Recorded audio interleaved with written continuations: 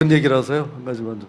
나중에 하시죠, 나중에. 네. 이건 우리 국민들 얘기 듣는 자리지 뭐. 네, 그 문체부, 국토부, 국방부 장관님 발표 내용을 중심으로 의견 듣겠습니다. 흰색 반팔 입으신 남성분께 마이크 전해드리겠습니다. 네, 자기소개 먼저 부탁드리고요. 네, 발표 안녕하십니까. 내용과 관련한 의견 부탁드립니다. 저는 원주에서 왔고요. 원주시 시설관리공단에서 환경위원으로 일하고 있는 조한경이라고 합니다. 반갑습니다. 세 분 장관님하고 대통령님 말씀 잘 들었는데 오실 때마다 저희 강원도에서 제일 자랑할 수 있는 게 자연경관이고 천혜의 자연이라고 하시는데 저는 자연의 입장에서 좀 생각해 봤으면 좋겠습니다. 자연이 아파요, 많이. 그래서 좀 쉬어야 될 때가 되지 않았나 이런 생각도 좀 하고 있습니다. 그래서 자연경관이 자원인 강원도에서 자연경관인 자원을 자꾸 뺏어가고 망가뜨리려고 하시면 안 되겠다라는 좀 생각이 있었습니다. 왜냐하면 무조건 많이 오시는 게 좋은 거냐, 152만 명이 오신다고 했는데 152만 명이 와서 하루를 주무시고 가는 게 아니라 52만 명이 와가지고 3일을 주무시고 가면 그게 더 좋지 않은가 이런 생각이 있고, 그럴 때만 이래도 자연도 좀 쉴 수 있지 않겠는가. 자연의 입장에서 생각해보면, 주민의 입장에서 생각해보면 무조건 많이 오시는 것이 좋지 않겠다라는 생각이 있습니다. 그래서 문체부 장관님께서 공격적으로 발굴하시겠다라고 하셨는데 저는 공격하지 않으셨으면 좋겠습니다. 자연도 강원도의 자연은 공격받아서는 안 됩니다. 좀 쉬어야 되고, 강원도의 자연은 충분히 강원도 자연 나름대로의 그 상태를 유지해야 됩니다. 공격하지 말아 주십시오. 예. 그리고 국토부 장관님 말씀하셨는데 원주에 혁신도시의 성과가 있다라고 했습니다. 저희 어머님이 혁신도시에서 쫓겨나셨거든요. 왜냐하면 어머니 고향이신데 혁신도시 들어오느라고 쫓겨났습니다.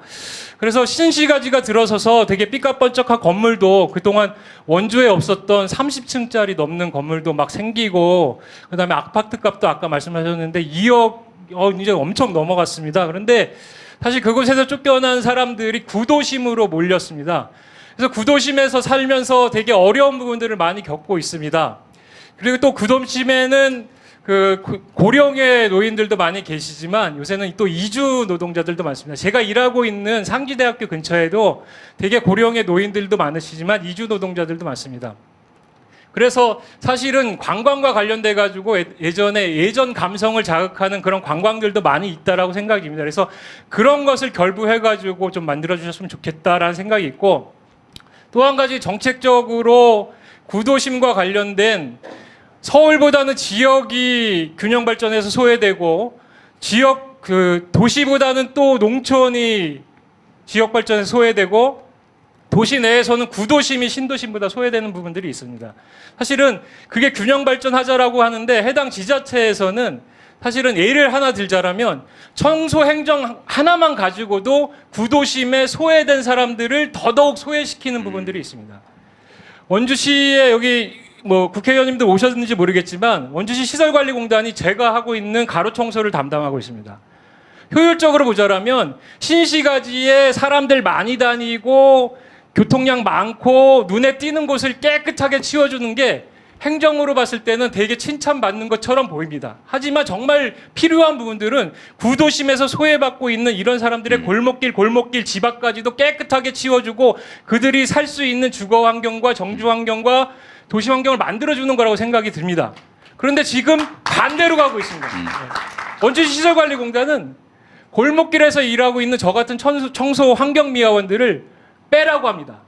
왜냐하면 경제적 가치와 효율성의 문제가 있기 때문에 그 늙은 노부부가 살고 있는 그 골목길의 청소들은 집주인이 하라, 이런 얘기를 하고 있습니다. 그래서 저는 이게 문제라고 생각이 듭니다. 그래서 저는 이런 부분들에 대해서 곳곳이 마을, 동네, 방네 곳곳이 촘촘하게 공공 서비스를 받을 수 있고 청주행정 서비스를 받을 수 있는 이런 부분들에 대한 대책이 필요하다. 그거 말 안 듣는 데는 조금 엄하게 벌해주십시오라는 부분들이 있습니다. 그리고 이제 넘어올 때 이거 한 가지만 꼭 물어봐 달라고 했어서 이것만 딱 말씀드리겠습니다. 대통령께 궁금한 게 한 가지가 있는데요. 대통령님의 업무 추진비와 특활비를 공개하신다라고 했었습니다. 그래서 얼마나 되고 어디다 쓰시는지를 여쭤보고 싶습니다. 왜냐하면 원주시 시설관리공단에서 시장과 이사장의 업무 추진비 때문에 엄청 문제입니다. 보신탕, 사철탕, 영양탕 90번 넘게 먹은 이사장의 업무 추진비에 대해서 아무도 뭐 얘기도 못합니다. 원주시에서 감사했는데 감사는 그냥 경고로 끝났고 주의로 끝났습니다. 이런 부분들에 대해서 네. 다시 한번 밝히면서 솔직히 정말 대통령님의 업무 추진비 액수와 사용 내역이 궁금합니다. 네, 말씀 감사. 간단한 것부터 얘기를 좀 하면은 나는 업무 추진비를 어떻게 쓰는지 내가 모릅니다. 그거는 규정에 따라 다 이미 공개하고 있을 거고 그건 한번 보세요.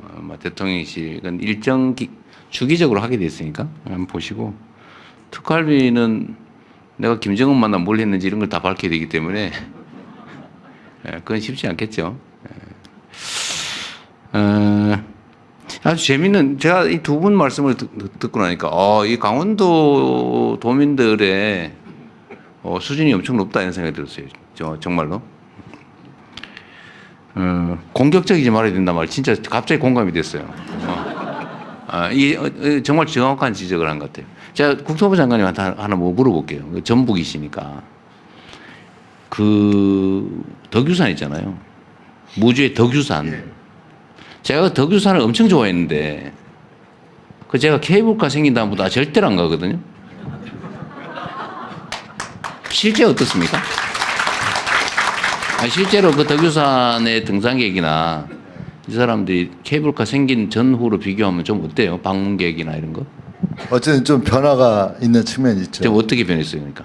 구체적인 건 저도 수치는 모르겠고요. 잘 모르겠어요. 예. 긍정적으로 부정적으로도 모르겠어요. 부정적이죠. 아무래도. 다만 이제 왜 그 주변과 관계된 관광객과 연동되면 좀 얘기는 달라지는 게 그래요? 있습니다. 예.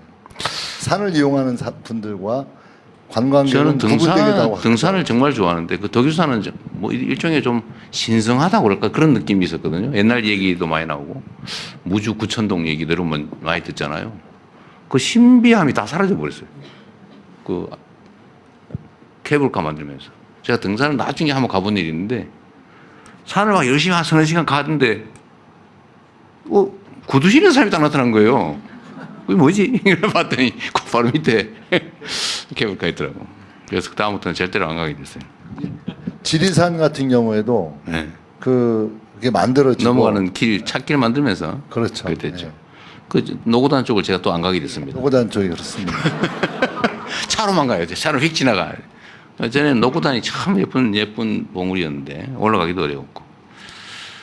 그 말이 공감이 가는데 그건 결국은 우리 도민들의 일반적 정서가 제일 크게 영향을 미치겠죠. 관광 개발이 어느 방향으로 갈 거냐. 인공시설 중심으로 갈 거냐. 아니면 그야말로 천혜의 자연경관을 그대로 유지하면서 접근하기 어렵더라도 접근하기 어렵다는 사실 자체가 자원이기도 하죠. 좀 그런 생각들은 여러분이 판단할 일인 것 같긴 해요. 재미있는 얘기. 구도심이 다 망한다. 신도시 중심으로 가면 구도심이 망한다. 이게 전국의 지방도시들이 다 겪고 있는 문제죠. 저도 사실은 신도시를 구획해서 새로 만드는 것보다는 구도심을 재개발하는 쪽으로 집중해야 된다고 생각은 하는데 이것도 일종의 약간 투기적 요소가 있어요. 그 돈도 적게 묶이고 그 누군가는 혜택을 보는데 구도심은 마치 그 무슨 접이 빠지듯이 쭉 빠져버리잖아, 그죠? 하여튼 도시 정책에 관한 문제 여러 가지 재미있는 생각들을 하게 하는 말씀이었습니다.